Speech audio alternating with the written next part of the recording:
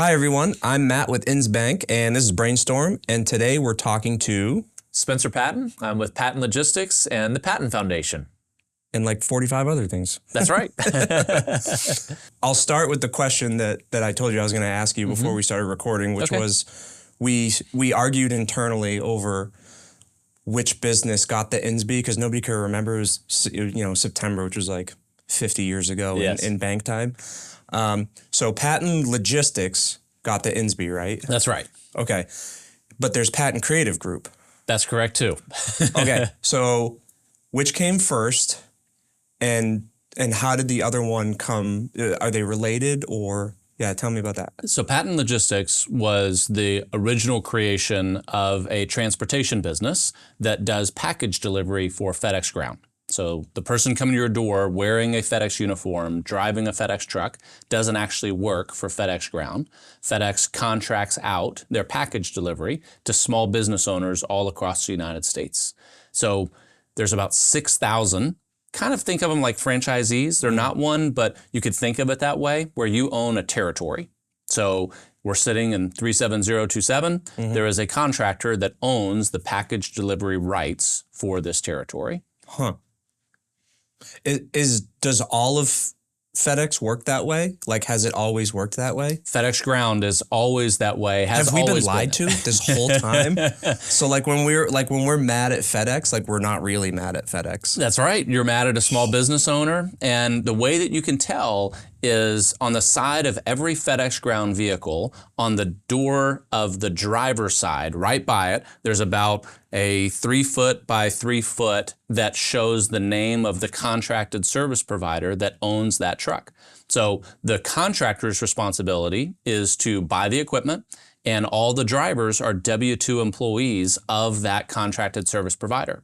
So some territories will be huge. So like I owned Hendersonville, Gallatin, Columbia, Spring Hill, Thompson Station, Leapers Fork, downtown Nashville, all the way out to Westmoreland, Clarksville, much of the Middle Tennessee corridor. There's other territories that if you're in Manhattan, in New York, your territory can literally be floors 30 through 120 of one building. Damn. And it can be that tight together. And so it's an amazing piece because depending upon the territory that you have, you need a wildly different setup. You need different size trucks. You need different types of drivers and a different command of the territory. Yeah. And I have never been able to nail down a consistent consensus about what shipping companies are best at what kind of shipping or thing. And it makes total sense that like, that's a wrapper. That could be a totally local small business that operates totally different than one zip code over. That's right. Yeah. And I think that that's an unheard or like an unknown fact that I think a lot of people are going to be interested in. Yeah, and it is unique that UPS is entirely unionized and it's all in-house.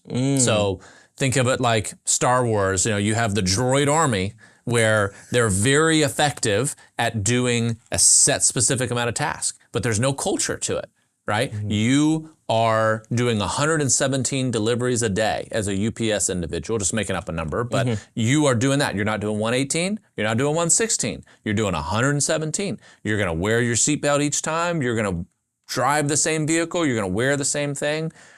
FedEx could not be more different in that the entrepreneurial culture is felt all throughout the fabric of the organization.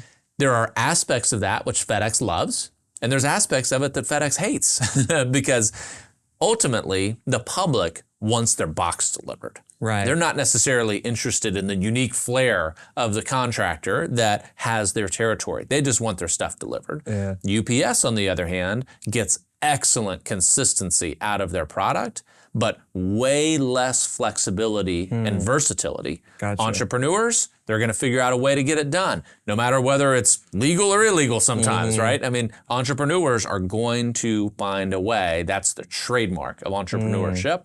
Whereas UPS, there's not going to be any creativity, but the output is also more narrow in what the capacity is. So there's pros and cons to each side and more that we could go into, but that's something that I love to teach people about Right. in the logistics space. Yeah, it's There's interesting. a lot of ways to do it. That steady, flat, but ultimately plateauing, versus higher highs, but possibly lower lows. Perfectly said. Yeah, that's interesting. So through that, though, to answer your original question, Patton Logistics is best known as doing delivery for FedEx. Okay. Patton Creative Group, though, emerged out of the fact that as I've grown over time, I've created a number of other businesses that serve small business owners in the transportation and logistics space. So FedEx isn't the only one that contracts out their package delivery. Amazon does the same thing. There are actually 55 regional carriers that all use a contractor model. So you might recognize Panther or Lone Star Overnight or LaserShip, OnTrack. All of those have contracted service providers. So I would create other businesses that serve them. We do driver recruiting, truck leasing, fuel cards, and each of those businesses would have its own marketing department. And what I found is that some of the businesses were large enough to justify a full-blown marketing spend, but some of them were itty-bitty and they needed marketing, but they couldn't justify that type of team. So I basically took the marketing departments of all of my businesses and I centralized them into the Patton Creative Group. And by doing that, I took all of their budgets, moved it in that one group, and it allowed us to afford things that even my biggest business wouldn't have been able to justify, but the collective budget allowed us to be able to afford it. Yeah, that's really interesting. Yeah, and it's smart, and it makes total sense because there's always that scale when you're doing creative where you can't justify hiring in-house and all of the, necessary tools and everything like this that come with media production or whatever. Yeah. It can be a lot to justify the cost of that with how much of it you're doing. So you bring it to an agency, and then if it goes well, you have a good agency, which it sounds like you guys started your own little agency. It sounded like it was going well. Then you wind up putting so much money into an agency that you're like, this makes more financial sense for us to just hire someone to do it internally for us. So you guys did that in all these little microcosms, and then you were like, why don't we just start our own? You started your own in-house, out-house agency. I think that's the right way to think about it. Yeah. And fascinatingly, each of my different companies have a CEO that's not me. And they each have budget authority. And so Patton Creative Group, to them, is an external agency. Now, we offer better pricing and things that we work together on, but Patton Creative Group also has a number of external clients that are not my businesses at all. So when Patton Creative Group is bidding on work that one of my businesses wants to do, they're looking at the slate of capacity that they have available, and they look at my truck leasing business and say, well, hey, we want to work for you, but we got a lot of people interested. And so it creates that good friction between what is necessary, what do we want to do, what do we have to have, and in the event that we want to lean into something a little bit more than what we would if it was a true third-party group, we can do so, and we're not having to pay crazy rates like what it would be with a third-party agency. Yeah. So you guys have essentially done, it's like you took the 20% that you give an agency for facilitating work and just kept it. That's right. And sometimes what we found is that we thought it was 20%, but sometimes it's 2 or 3 times. Yeah. Agencies have different markups on different things. Sure so, do. You really do find that, okay, this is a good thing that even with Patton Creative Group, we're still going to use an agency because we can outsource that for not much markup. But then there's some other things where we're going to pay 300% of that to an agency, so we're going to do that ourselves. Yeah, that's super fun, and I think that's really cool that you guys had the kind of throughput and interest and need in marketing and creative to just sort of congeal it all into one thing. Some of the creative teams I've been on, in-house creative, they've run it like an agency model. It's a delicate dance. Yeah. Running internal creative teams as an agency model, as I'm sure you've known. And this is always a passion of mine because I spent a lot of time in the freelance world, film and video, and subcontracted out from creative agencies for work.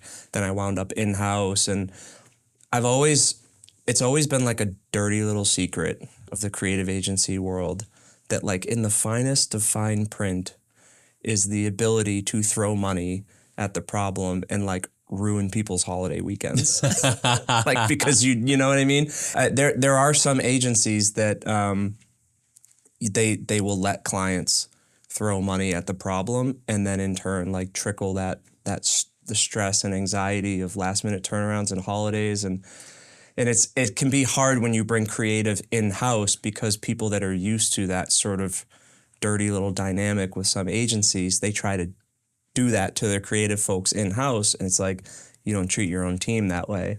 We have a good route, remembering that it's Patton Logistics, in that we're really familiar with 24/7, 365 delivery, and doing so under immense pressure. The logistics network never sleeps. We're delivering 7 days a week, and it has to be on time. So that culture has really gone into all the other businesses too, is that contingency planning is who we are. If you are a poor contingency planner in the logistics space, you are going to go bankrupt. Because when you think about what it takes to get a box from Middle Tennessee to California, we could think and name, just as regular individuals, some of the steps along the way. But what undoubtedly would happen is you'd forget or not know about 50 of them, things that you never knew about. A tire blows here, a truck breaks down here, a delay on this capacity, a piece of interstate that's closed. And contingency planning is our middle name. So that in the organizations that we have is really helpful, because we're naturally thinking about what are the redundancies for this, which hopefully allow us not to have to blow up somebody's holiday weekend in an emergency to say, all right, we didn't expect to see this coming. So it's not to say that we always see every curveball coming, but we sure work hard to try to have A, B, C, and D. And that just comes from being a logistics company. Yeah, there's a difference between a sort of natural stasis of high pressure, which is like delivering things on time over vast distances. Like that's just the normalcy of that Herculean effort is high pressure. Like existentially, it's high pressure. But if you plan it, then you're able to execute like normally within that high pressure. And like you said, if you don't work that way, you're going to get crushed under it like immediately. And I always say that one of the pillars that holds up all of video production is Murphy's Law. Yes. Yeah. If it can happen, it's going to happen. That's for sure. And you need to not freak when it happens, because like the door will be locked. Your phone will die. The tire will blow. Like something will drop and break. Like it is definitely going to happen. And if it doesn't happen, you go, well, good day in video world. Well, I mean, that's where in the performative industry, the show must go on, right? I mean, that's the root of it, is to know that there are so many things when we're watching a production, a play, a musical. You see something on stage, but really 80% is happening behind the scenes, and all of the set changes and costume changes and all of those pieces. Is that those in the media industry and logistics are quite close cousins, even though someone might not think that. Like, you may not want the logistics person in front of the camera, but you want them behind the camera, because that's where they're going to thrive. Yeah, they're not going to forget anything. That's exactly right. That's their natural state, is just that mental Excel checklist of like everything all the time.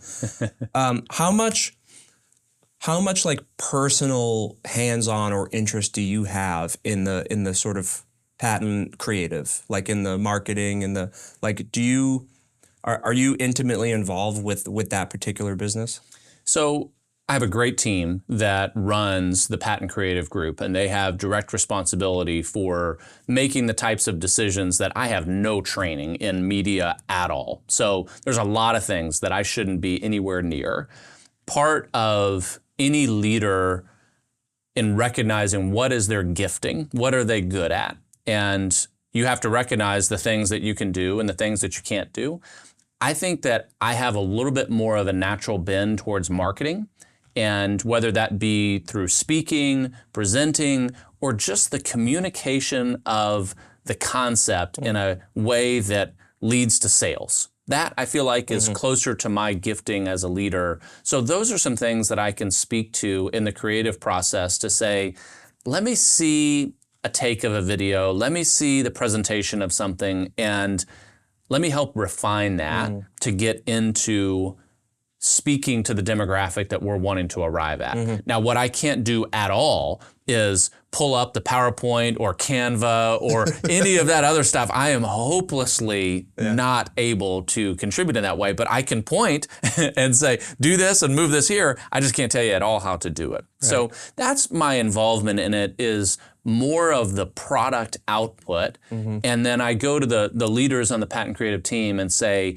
if we want to do this exceptionally, what's the software that we need? What's the human being that we need? And I want to try to break down barriers to enable that to happen. Yeah, that makes total sense. I mean, that is like what a leadership role is, you know, like you're responsible for the outcome, but you know, you're not going to put your hand on someone's hand on the mouse and be like, move it here. Right? Like, which I don't know if there's any designers listening or watching, but like they may have just eye twitched a little bit. Like, I think everybody in the creative space at some point has had someone do that. But no, I mean, that's great. That's a leadership role. That's, you know, we know what we want with the vision and the outcome, and you can help the people who, you know, are responsible for the individual contributor work along the way to get it done. Let them do their thing the way they do it, you know, and just make sure that the outcome is what everyone needs it to be and what the business needs it to be. That's great to hear. And it's great to hear, you know, you don't know what you don't know. There's a lot of people that think that they know a lot of stuff they don't know because they know this thing over here. Yeah. So that's refreshing to hear. And I would bet that if there's any creative folks listening, they're probably like, oh, that's nice. No one likes to be micromanaged. And honestly, the runner, you know, you've heard in baseball perhaps, is that the tie goes to the runner. So if the runner is arriving at first base and the ball arrives at exactly the same moment, the runner is safe. And so in the same way here, in the creative world, if it's a tie between what I think that I know about the creative world and what it is their job to know, the tie goes to the runner, which is them. So no one likes to be micromanaged. And I'm also cognizant of a leader that the last thing that I need to do is to parachute into somebody's world and give a false positive, think that I know something and be wrong. I would far rather keep my mouth shut and be quiet and let them do what they do, and then address it on the back end if we need to. Yeah, it's interesting you said the term parachute. You know, I've heard that before, and I also worked with a creative director who once said, yeah, because it's a term like all the time. You know, like someone like kind of parachuting, floating into a project when they either asked or not asked. Yep, helicopter parent, all that. Yeah. He was like, it's more like a meteor. That's valid too. Right. That's an approach. Some people enter the atmosphere with fire, create giant impact that rocks the whole world. Yeah. There is no doubt that so-and-so was here because there is no one surviving that impact. Yep, cancel your plans, you're working over the weekend type stuff. So you mentioned that like the sort of the hands-on, like, you know, cutting video or working, you know, in Illustrator or designing something like that, like not your bag. What are some other things that when you were like, there's stuff I know to stay far away from? What else? I think the technical side of not just Patton Creative, but the business as a whole. So you think logistics, there is a lot of tech that goes into routing, software, programming, things that really do require a level of IT that I have never spent the time to go and learn. And this is interesting because as a kid, like when I was 13, 14 years old, I actually used to build computers. I loved to do it. Cool. A buddy and I would build computers, and not only could we save some money that way, but it just really taught you some of the guts of why a computer is working or not working. And so I say that to say, it's not that I'm phobic of things that are technical in nature. Like I've been very comfortable on computers, but there's only so many hours in the day to apply yourself to a craft and have mastery over it. Tony Robbins, who's somebody that I really have learned a lot from, talks about 10,000 hours. It takes 10,000 hours to receive a mastery in something.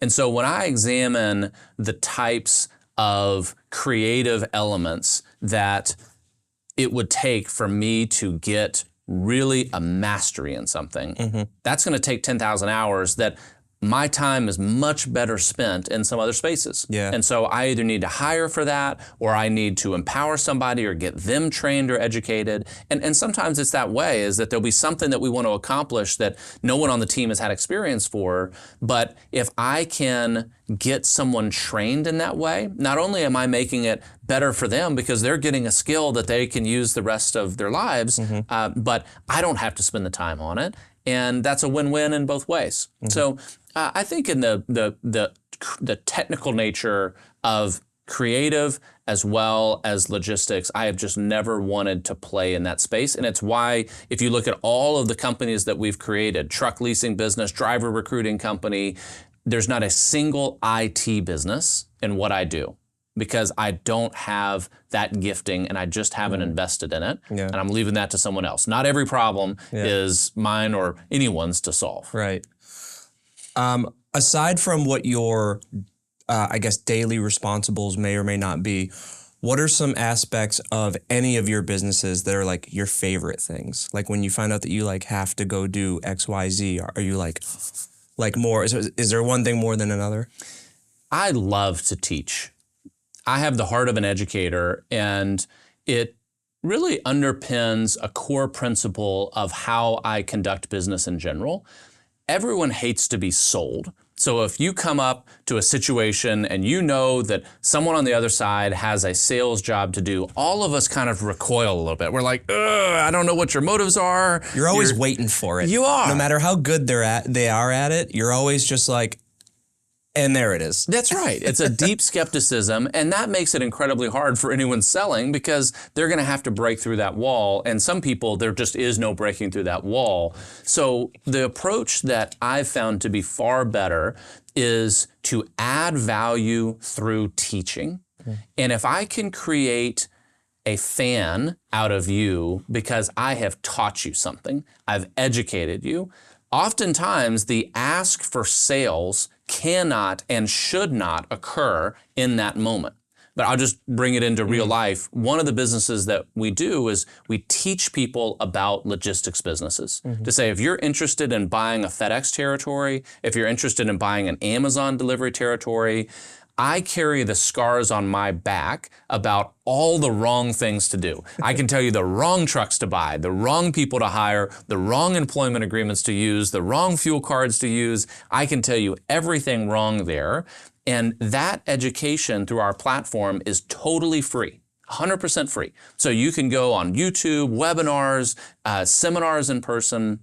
We're going to educate you, and I love doing that.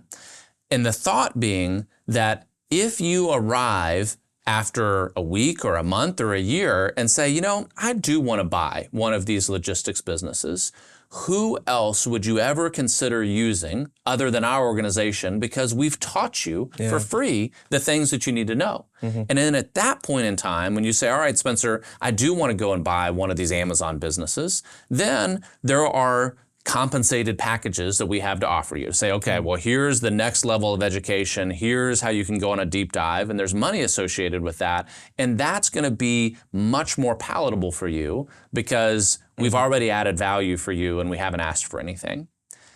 There's a scarcity to that too, in that a lot of people in constructing business say, well, if I'm giving away all of this product, how do I know that someone isn't just going to consume this and then leave? Right. It's going to happen. Yeah.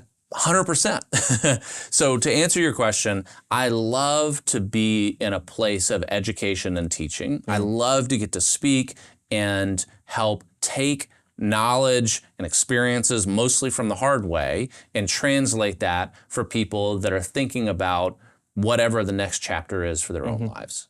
Yeah. I love that for two reasons. One, you love to do it. And it's always great to see and hear people talk about doing something that has a successful business outcome, but you also love to do it. That's always awesome. And also it's to the selfless kind of offering and education, meaning like, we don't need your money. you know, like we're just, you know, I'm here to teach you because I know this stuff and I love to teach. So here's some free, if it wasn't such bad SEO, it'd be funny to have your, like a lesson plan called like how to fail at logistics. It's like, Yeah. you know, because you said like, I've made all the mistakes. Yeah. This is how to fail at logistics. Do this thing I did and that sucked. Yeah, and there is, and that's where it also makes it human, because at the end of the day, when you're looking at something new, most people meet that with a place of insecurity on some level of saying, I don't know what the heck I'm doing. I don't want to waste my life savings. I don't want to have all these things happen. And we all have a little bit of that imposter syndrome on the inside to say, when's everybody going to figure out that I don't deserve this Insby to be on the show and it's all going to come to light? I mean, we all have that inside of us. And so to see someone teach from a place of failure and to teach from a place of vulnerability is one that helps set a playing field of like, okay, I can see some of myself in them, and that makes them a good Sherpa for me through whatever I'm considering in this next chapter. Yeah, and that's why you're among many reasons why you're perfect to be sitting here, because that's one of the goals of these conversations is to provide a very human and non-salesy access to folks that have had success being entrepreneurs and starting businesses or managing businesses or expanding and growing businesses. You know, I personally am burned out from content of how fucking smart people think they are. And it's just like that all of the like, I find it impossible to navigate through the checklists of like, oh, I saw a clip of a guy who's saying that these are the 5 things you have to do to like this. And you're right. Like anybody who has any real success has screwed up way more times than they have crushed it. Yeah. Like there is nobody at any kind of either real or perceived echelon that's like, yeah, no, it was a pretty direct route to the top and I crushed it. Like, no, that's not true for literally anybody. Yeah. So, you know, that was one of the things that we really wanted to do here. And Insbank is positioned that like, those are tons of our like partners and clients and customers are like, that's tons of them. So we were like, these people are all really interesting with all different perspectives about how to grow, how to start, how to not freak out, you know, like you said. Yeah. And especially having a logistics business rather is like, that's a very unique perspective that's different from a lot of our other clients in that we talked about earlier, like the inherent panic of it, like the inherent urgency of it, like by nature. I mean, to be successful in that space is impressive. And, you know, I think you being here and giving us your time, I think it helps a lot of people realize that it doesn't take some tech billionaire, like oligarch, hyper brain, you know, like just do it. Yeah. Be smart, ask for help. Don't be afraid to screw up. That's right. I started in the transportation space. I didn't know how to change my own oil. I didn't know how to change the tire on my car. And here I'm running a trekking business, right? I mean, how crazy is that? Yeah. But from that place of vulnerability, I'm able to sit across from people and say, hey, if you're interested in logistics, it's not that you need to know how to change oil and tires on your first day, or maybe ever. It's that there may be parts of your business where you have a specific gifting to be able to add to this equation. And there are things in running a business where you need to either be gifted at it or educated about how to do something in particular. And then there's other things where it's like, hey, this is just not important. But having someone teach from a place of vulnerability to say, you don't have to be this perfect person that has it all together in order to be able to be successful. And in fact, here's a whole bunch of different examples where I screwed it up, and some of them are survivable and some of them are not. And that's really where someone can teach and make a huge difference, is to say, there are a couple fatal errors, things that you can't come back from. And so that's true in business, it's true in relationships, it's true in so many different capacities. And let's talk about those up front. so that we can mess up in all these other ways, but let's avoid these, right? Yeah. And it's true for doctors, all sorts of different ones. It's like, there's a lot of margin for error, but let's just be really attentive to the ones that are not. Can you think of any, and you don't have to attach them to any particular business or like where you know of it, but can you think of any pointed examples of some of those you don't come back from? When I'm talking about people that are dreaming about entrepreneurship, there is a dreaming phase that is really important to understand your why, to understand the problem that you're trying to solve, and not inventing a problem that you have a solution for, but actually a problem that you're trying to solve. But there is a finite amount of time that it needs to be dreaming, and then there is a specific time that it needs to be doing. So the first fatal aspect of entrepreneurship is someone that, rather than ready, aim, fire, it's ready, aim, aim, aim, aim. And then 30 years goes by and they've missed their window. Mm-hmm. There's never a moment in time where it's a great day to start a business. It never happens. It's like becoming a parent. There's never a time where it's like, it's a great time to have an infant around the house, or 2 or 3. If we ever really understood what it meant to have kids, probably nobody would have kids, because it's like, maybe in 3 months I'll be ready for that type of sleep deprivation. I've been sleeping great. Bank account's fully flushed. I got all the time in the world. I'm picking up new hobbies. Yeah. Let's throw all that away. That's right. That's right. Sorry to anyone that has kids. Yeah. And I've got 4 kids. So, yeah. I mean, my kids are 13, 12, 10, and 5. So I've gone through it. So all that to say, there is a moment of faith that comes when you leap into entrepreneurship that you have to understand at the outset, you will never have all of the data that you need in order to make a perfect decision. Mm-hmm. So that's where I like to begin with people, to say, don't operate out of a paradigm that as soon as I have it perfect, and this is here, and this is here, and my bank account is here, and my life is here, my marriage is here, then I'm ready. Yeah. Can't come back from never starting. I think that's really good advice. You never know where something takes you. Mm-hmm. And it's that first step that, for me, was in the logistics space that ended up translating into all of these different businesses that, I never set out to start a creative organization at all. I started to create a package delivery business, but it's not until you take that first step that you get to see the second and the third and the fourth. And so you may entrepreneurially start in one direction and then realize through the people that you meet that, okay, that actually is or is not the long-term trajectory, but I would have never found this next thing that I invented, that I did, had I not taken that first step. Yeah. And that's why you just can't wait forever on doing it, because you're going to miss a window. Analysis paralysis. Yeah. Perfectly said. And we've heard a lot of other folks talk about when they started a particular business they didn't expect to start. And a lot of it was because, like you said, you learn about something you don't expect to learning about, doing a particular thing, a particular endeavor. And then you realize you might have learned enough about it, and the right kind of opportunity or window comes around that you're like, I could probably do that. I think I know enough about this. Or maybe I know enough about it to like put a little bit more time into learning some more to the point where I can make this a real thing. And there's a bunch of people that we've talked to that applies to. They never thought they would wind up in this direction, but it's like, what are some of the other businesses besides Patton Logistics and Patton Creative that you're comfortable talking about?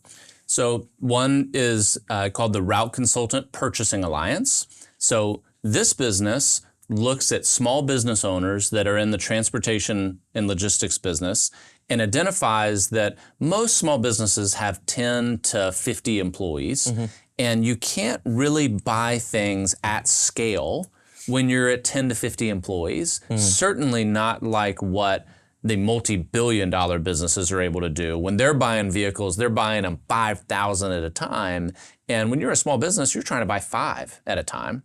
So The Purchasing Alliance helps consolidate spending together for businesses that are buying in the logistics space to help drive savings for them on commonly purchased products. So our most common thing that we offer is a fuel card. We consume a lot of fuel in the FedEx space alone. FedEx contractors on average consume across the network about 400 million gallons of fuel annually. So it's a lot of gas that's being burned. But if you can believe it, most FedEx contractors pay the same price at the pump that you and I might pay if we drive up to a Shell station. Wouldn't have guessed that. If they were able to consolidate their spend together, they'd be able to get 5, 10, 15 cents off. But there's no cohesive network to do so. And so that's what we solved for in the Purchasing Alliance, is that we have a fuel card that says when we spend on this card together, we will go and negotiate rebates that you'll never have to worry about. You never have to be in those discussions. You're just going to get a check in the mail every quarter that is proportional to your spend. And that is a savings aspect that drives value, and it's entirely free for the contractors that participate. All that we need from them is the consolidated spend, and then we deliver value out of that. The business model for us is that we negotiate a rebate and we pass through the majority of that to the contractors, but we keep part of that rebate, and that's our revenue, ultimately our profit. And that's how the business model works. I mean, that makes total sense. And it seems like that may be something that you realized in the other part of the business. For sure. Right? Like you learned, like you said, you learned about this thing while you were doing a totally other thing. And you were like, this is an opportunity, and I think I might know enough about it. Let's do it. That's right. So I started off in my early logistics businesses with an American Express card. And there was an American Express card that offered 5% back on fuel. And that's a meaningful number when you're talking about the amount of fuel that we were buying. But I had drivers that were running around with my American Express card all over the place. And I had no control that they were just going to purchase fuel. They could go and buy something online or buy something inside the store. And that theft ultimately erodes profit margins. And so I was trying to find a blend between how do I get rebates back on my fuel spend, but also give protection and get control over not having to give someone my personal credit card. And so that's where this came about. But when I was first beginning as a logistics contractor, I didn't even know that that problem existed until I understood that space in that industry. And that's what we were talking about before, is that sometimes you don't realize the problems that are there to solve until you take that first step, which is why aiming is appropriate. It's not ready, fire. It's ready, aim, fire. But it's not 50 iterations of aim and then never firing. Yeah. I guess the creative video editor version of that would be like final underscore, no final this time, underscore, I swear this is final, underscore, I'm going to hang myself after this, underscore, version 58. I really am so glad you say that, because sometimes you do receive an email attachment and people forget that like there's a little bit of metadata in that file, and you can see sometimes the historical archive of what it was named, and it reveals about someone's personality, because you do see that of like final, no really final this time, and it's like, oh yeah, okay, we're the same person in that because we've gone through it a whole bunch of times. So it's funny that you say that, because some people will attach it and not realize that that's on there. Can we add more trees? Easy. I'll hit the tree button. There's a tree feature, and you hit tree and it adds trees. Can't you just Photoshop it in? I mean, it's just like, just make it appear. That is one of my favorite things, is like, folks that don't know the terms, like in the industry that like they're in, like when you're in the creative space, like, can't you just Photoshop it? Like everything is Photoshop. Yes. Can you just Photoshop it in? Like, yeah, totally. Yeah. That speaks earlier to my lack of technical expertise, is that I know that I will never in my life open the Photoshop program. Never going to happen, because I am not going to be able to invest the 10,000 hours that would go into that. But it is amazing that to an external person that doesn't know Photoshop or anything, it's like, can't you just like, magically make it appear. And it's like, oh, I can put it in there. You're not gonna like how it looks, but I can put it in there. Right. Yeah. It's gonna be hand drawn. Right. Yeah. And it working with internal folks is, there's an obvious like customer service element to like being on the agency side and working clients. Like they are giving you money for outcome, right? So like you do have to tread lightly. Like when you said it comes to creative opposing opinions, like you gotta be strategic in ways that you can communicate about that, and it takes practice. Internally, I have found that you can have a bit more fun with it. Like obviously depending on the culture of where you are, and that's why I think that Patton Creative Group is like such a cool concept. Is that like I said before, you're an agency, but you're in-house, but you're kind of not, but you started in-house. That's right. It's like you are in-house, but like the window's open for other people to like come up and. That's right, because we get that all the time. As we do as part of our events, we educate people, and so we're throwing conferences and stuff all across the country, and someone that is attending that event may actually have no interest whatsoever in ultimately acquiring a logistics business, but they say, I have another business that I want to throw an event like this. Is there any possible way that you could help me do something like that? It's like, in fact, we have a whole organization that does Funny this. you asked.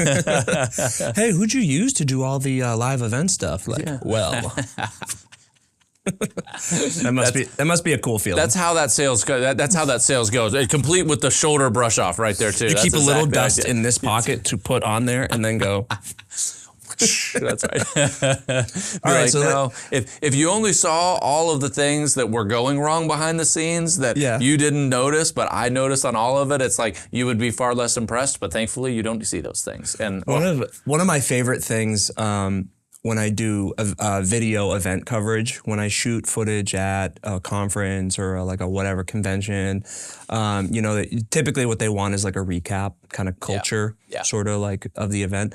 I always find my way back to like Video Village, with the guys that are doing the lights and the video presentation and the slide decks and the graphics and the music. I always find my way backstage to those folks because I think it's important to show that like there's human beings behind this stuff. Yeah. But also personally, one of my favorite things is the shift in tone when they see me. Like when they realize someone has wandered into their, because it is a restricted area, a war zone back there. Yeah. Like even in small shows, they're like relatively simple. I mean the folks that do that stuff, like they have it down like to such a well-oiled machine, but still it's always. And then I like turn the corner with a camera, and there's always like a. It's all under control back here. There's a little bit of a like, and then when I just know when I leave, they're like. Fuck. It's one of my favorite things to do because I've been back there before. Yeah. And whenever it's, someone who's like clearly part of the client group is like, hey fellas, how's it going back here? You're like, hello, great. And then they leave, you're like, oh my God, it's chaos back here. Let's hit the Wayback Machine. Where are you from? I'm born and raised here. So born and raised in Nashville, and family is just dotted around in Middle Tennessee, but I'm one of the unicorns. Wow. Yeah. Go figure. Yeah. Yeah. I used just so sick of being called a unicorn. You're like, no, I live here. I wear it as a badge of honor. I really do. I mean, Tennessee is as relevant on a national stage as it has ever been since I've been alive. It is incredible what Tennessee has become and how much it's just part of the conversation. So there's a lot of pride that comes with that, and also a lot of concern. I mean, I love the state. I love Middle Tennessee. I love where I've been born and raised, and it's just wanting to make sure that we keep Tennessee in a way that there's a reason why everybody is moving here. Yeah. And so there's that balance, but yeah, I really do wear it as a badge of honor that I'm born here and I was here before it was cool. Yeah, I think you should. I think that's a good way to look at it. And, I'm from Massachusetts, and, when folks say like, oh, I want to move to Massachusetts, I'm not like, oh, don't do that. Like, I mean, there's lots of reasons to move to Massachusetts. It's a cool place, Yeah. I mean, I think that's one of the great things about our country is there's so many different parts of it that are like practically different micro countries. Mm-hmm. I mean, like a Massachusetts and a Texas and a Portland and a Tennessee and an Ohio and like the Southwest. It's like they're like different countries practically. Like we're all speaking the same language, but man, is it different. You're right, and Tennessee features that more than most because of how long the state is. And this is a fun little factoid, right? So we know generally, people that have been in Tennessee very long, that from tip to tip of the state, it's about 8.5 hours to be able to drive from one end to the other. But what people don't realize is that when you are in Kingsport, Tennessee, which is all the way up in northeast Tennessee, Okay. you are closer to Canada in Kingsport, Tennessee than you are to Memphis. That's bananas. Isn't that wild? Yeah. And so if you turned Tennessee, rather than going east and west, if you turned it north and south, and think about all of the different states and the cultures that would be encompassed, you'd be in places like Alabama, Tennessee, Kentucky, Ohio, Illinois, and you think about all of the people groups Like that are running down the spine of Tennessee, if it were going vertical, that's how long the state is. That's what you're saying? You could get the bayous of Louisiana with people in Chicago. Right. I mean, how wild is that? Yeah. Florida Panhandle, like The Florida Panhandle, all the way up to the plains of Missouri. wild. It's just really different scenarios. That's also what makes Tennessee unique, is that the contrast is present in the United States, of course, but the contrast is present in Tennessee too. Memphis is really different For sure. than Kingsport, Tennessee, Yeah. as it is really different than Middle Tennessee. You've got Knoxville and Chattanooga. There's at least 4 states inside of Tennessee, and that's at a minimum. Yeah. Yeah, that's cool. That's I never thought about that before. Being a transplant, that's really cool to think about. I still have my parents are so cute. Hi, Mom. She always texts me like, we're gonna get some stormy weather up here in the next couple of days. Are you getting any of it? And I'm like, I'm 1,000 miles away. No, I'm not getting any of it. We love our moms. I know. I love her to death. You say hi, Mom. I gotta say hi, Mom, too, because if your mom's watching, my mom's definitely watching. So we got to check that off and cover those bases. Yeah. What kind of kid were you? What were you into? Like, does it track that you wound up like where you are from where you were a kid, or was there like a big shift? What kind of kid were you? So I was an only child, which is always an interesting place to start, because when you're an only child, you have imaginary friends. And it's just part of it. It's the only way that you make it through and cope. You can't put somebody in solitary confinement for a whole long time and not have them go a little crazy. I mean, it's just part of the condition. So as an only child, I really did have efforts to try to find community of where I could belong. And I was moderately athletic. So I had some hand-eye coordination, but I wasn't the best athlete on the team. And so sports was fun. I was a competitor, but I was still looking for that home for me. And I found that without question in speech and debate.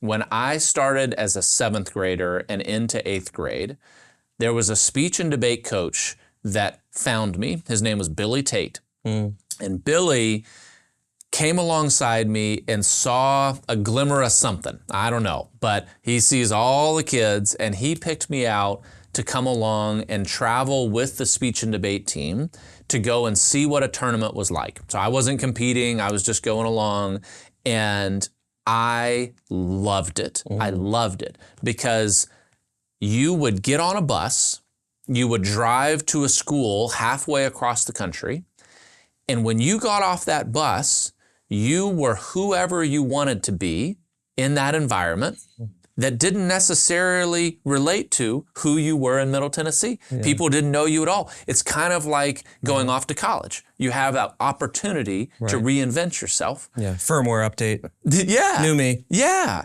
So in speech and debate, I had community that I got to travel with, I was on the bus with, we would compete together, and I loved to be able to speak and persuade. So that through line that you heard me talk a little bit more of, just some of where I feel like my giftings as a leader more live is in that marketing, sales, persuasion came from that speech and debate. And I don't require my kids to do many activities in life. Like I want them to do the things that they're passionate about. The one that is a mandate, they have to do, no option, is speech and debate. Ooh. When they're in school, learning to be able to talk and present is a skill set that if you want to achieve much of anything in life, you have to be able to communicate. You don't have to speak in front of thousands of people, but you do need to be able to communicate. And that's something that as a child, and then in high school, and then throughout, is a through line that helps you understand a little of who I am. Yeah, I think that makes a hell of a lot of sense, and I can hear some pens clicking for maybe some people to like take a note. Yeah. It's particularly important in the creative space when it comes down to a piece of creative collateral, you know, and people are trying to decide which direction to go on it.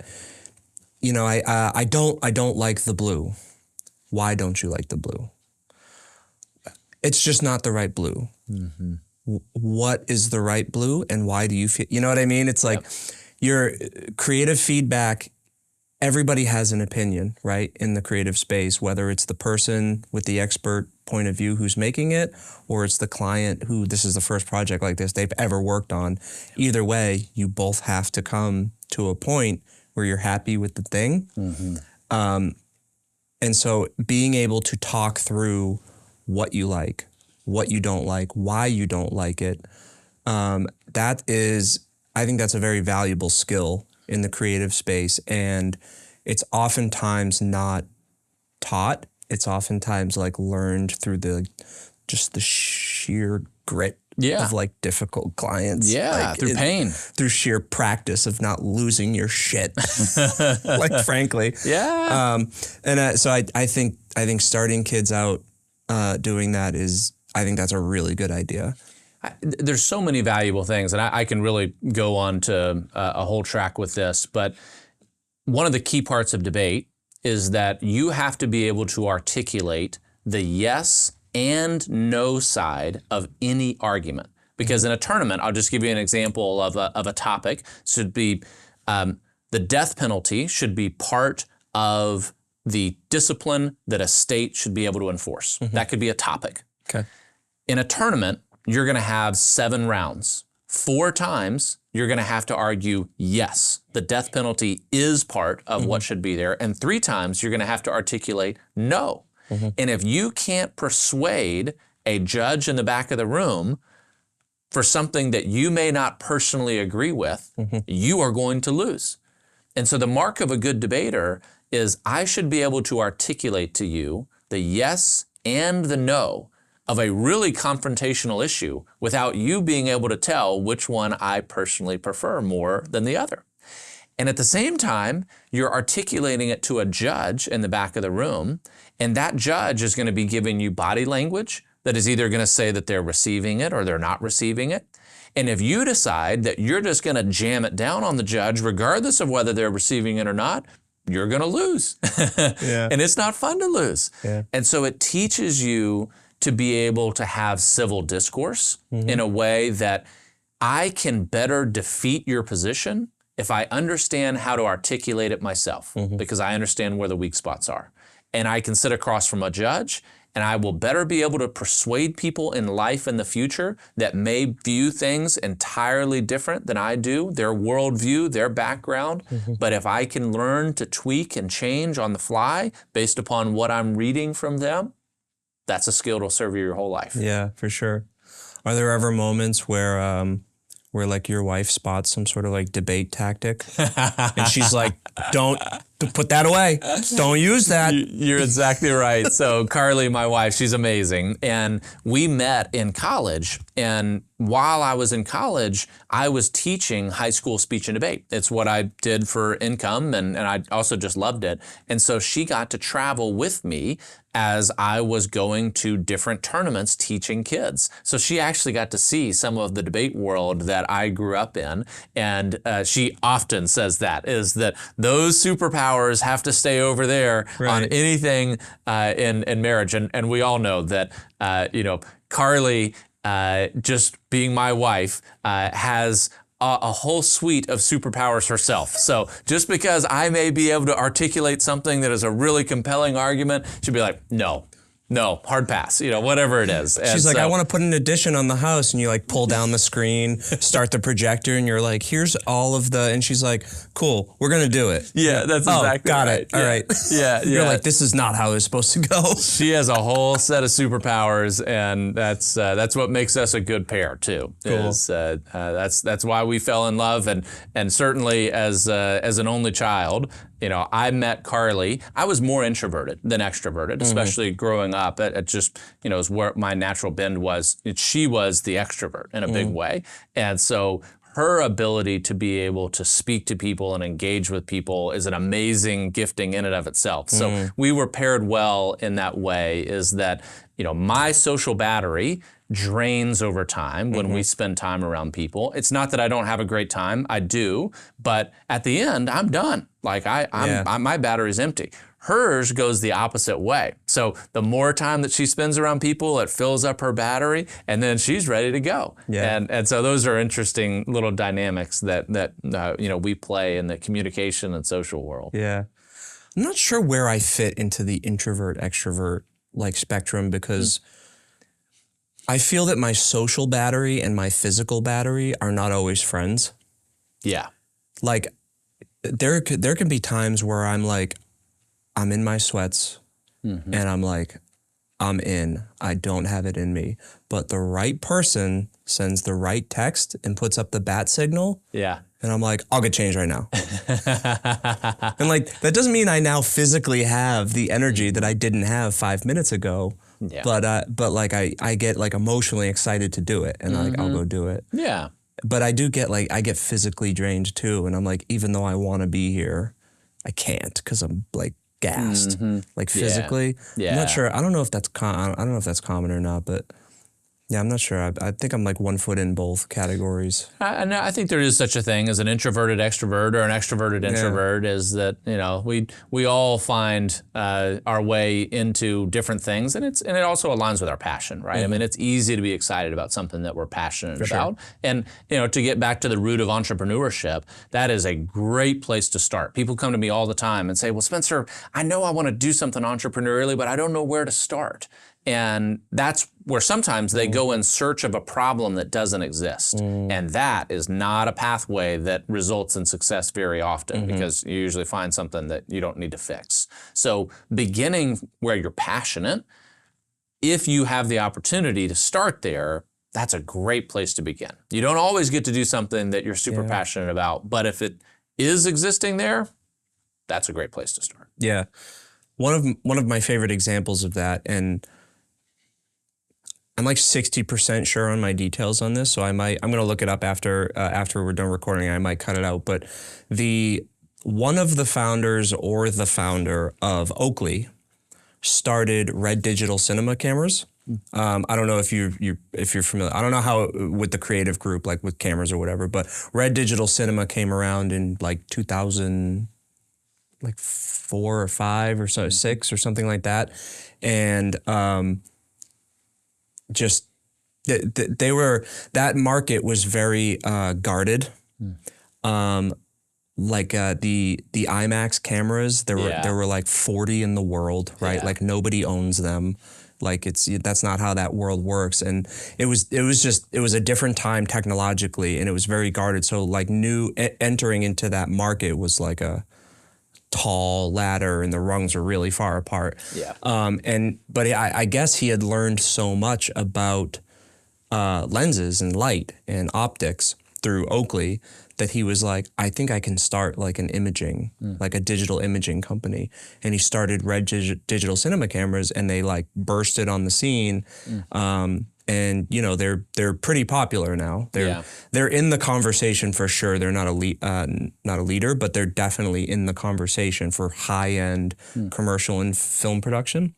And I think that's again, I'm not 100% on all of those details, but those are the cliff notes. Yeah. And I think that's like an example of, you know, someone who was like doing a thing and, you know, saw an opportunity and knew just enough, you know, and just like you said, shoot your shot. You have to, at some point you have to stop analyzing and you have to just take a step. Yeah. Whatever the step is, it can be really hard to take that first step for the first time. Yes. I mean, that's a lofty topic, but if you had any advice about that. I think where mentorship plays a big role in that is that sitting around people that have done it before and can speak into where you're at is important. And I think that's what's great about entrepreneurs is that the successful ones don't forget where they came from and they remember what it was like to not have the money, not have the experience, not have the idea at times. And entrepreneurs tend to be very authentic in saying, hey, I know what it was like to sit in your chair. And if they lose sight of that, that's a real tragedy. And I've sat across from entrepreneurs every now and then that have read one too many of their press clippings or watched one too many of their own podcasts, right? I mean, it's like at some point in time, it's like, okay, we need some grounding and some reset into where you came from. And that's what I would coach people to is to seek that mentorship. Oftentimes when someone is stuck somewhere, I like to tell them that you are the average of the 5 people that you spend the most time around. And you better really think long and hard about that because it's 5 people. And if you're including people in that circle that are not pulling you up, but you are the gravitational force pulling them up, you just need to be very well aware of that. Because that's not going to drive you towards the next thing. There can be places in your life. It doesn't mean to cut people out. It's just your time is a precious commodity. Right. And so moving and being intentional about the 5 people that you spend the most time around to help you accomplish whatever it is that your next goal is a great place to start. Yeah, that's really important. Something that I think is important too is not being afraid of opposing views or opinions, even if you're in an entrepreneurial space and someone does not think your idea is good, rather than, oh, you don't get it. I trust my vision. I don't get it. I think it's important to try to get to the root of why they think that. Because even though your first guttural reaction might be like, oh, you're not on my team. Who needs you? Yeah. There might be something interesting that you can learn and adapt your own thing from why they think that way. And you might still decide, you know, like to your point, that they might not be in the inner circle, you know, that they might not be one of the 5, but that doesn't mean that they don't see or think something that you're not thinking of because you're a little enamored with your, like you said, the dreaming phase. Yeah. You know, that I'm a very dreamy person. I do not have like a natural business. There's nothing more that I would love than for like someone with a business brain and capital. I'd be like, here's half the company, just do it. Yeah. Like I'm gonna do all the cool, fun stuff, the marketing, the advertising, the photos, the videos. You make sure that it's a business. Yeah. I would love that. And that's good to know about yourself, right? I mean, that's part of that aiming process is a really good self-assessment to say, what are my giftings as a leader? And, you know, there's nothing about entrepreneurship that says you have to be an army of one. Partnerships can make sense. Now, people have to understand partnerships are a marriage. Right. They are a marriage, every bit of a marriage.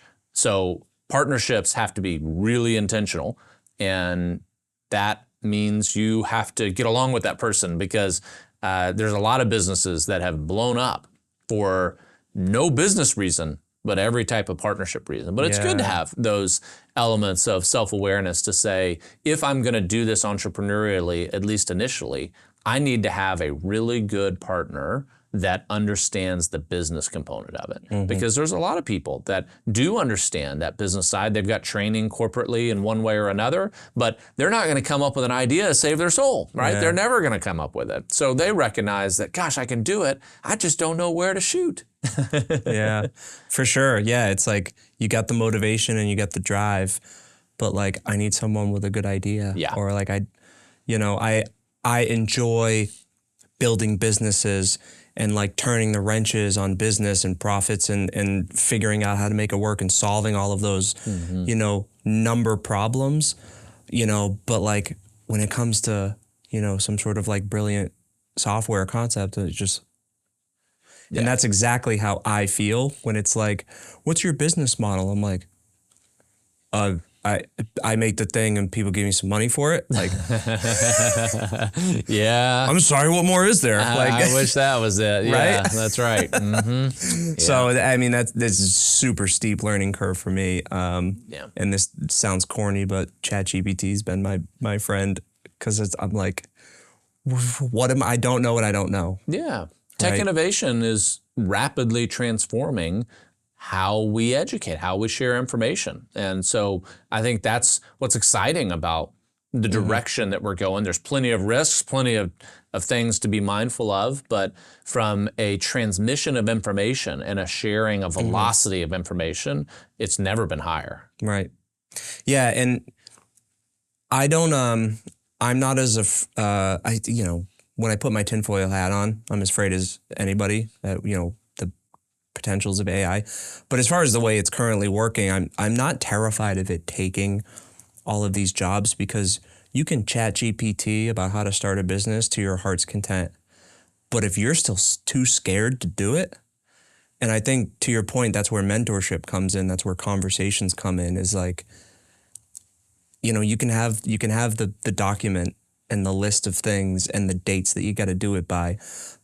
But if you don't have like the personal courage or like a champion in your corner that's like, you can do it.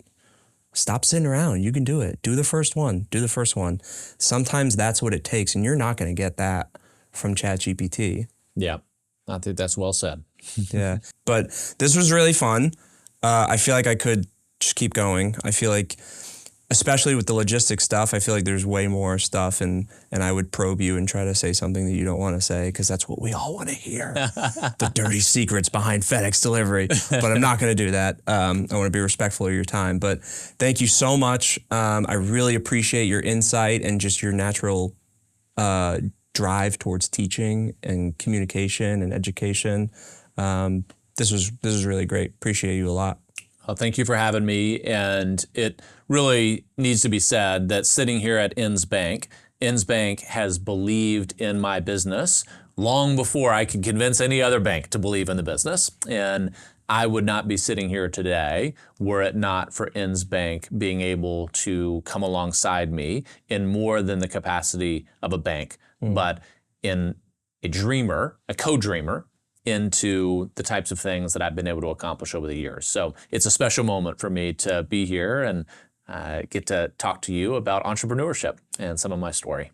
Yeah, we're thrilled to be partners with you. Thanks for watching, everybody, or listening, and we'll see you on the next one.